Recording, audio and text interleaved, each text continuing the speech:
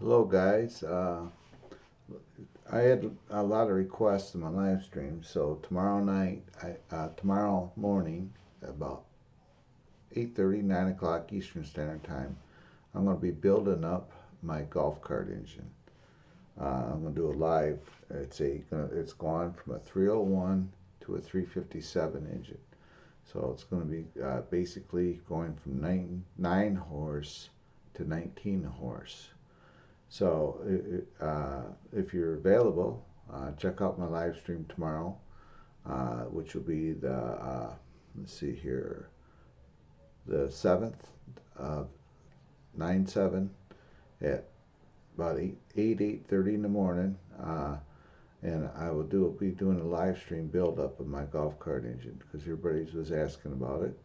And my son will be my cameraman. He'll be working the camera, and I will be able to see your chats and respond to them. So check it out tomorrow. It might be some people might like it, some may not, but we'll give her a try.